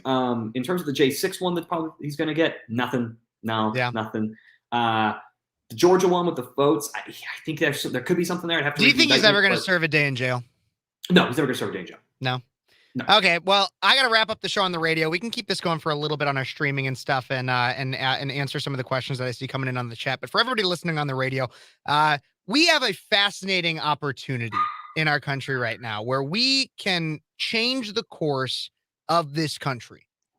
We see the pendulum is beginning to swing back with a significant amount of Americans saying no to social liberalism. And so let's start voting that way, okay?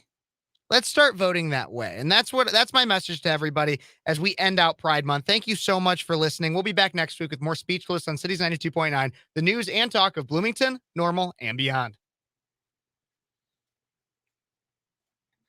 Okie dokie. I am off the air on that, but let's answer some of these other questions. Sorry to I got a couple minutes. so quick, but we got Check Cash David here asking, the president can well, and it's not even a question as much, but also, as per security, when a president leaves, I'm assuming all passwords. So, and then he says, would be changed, ?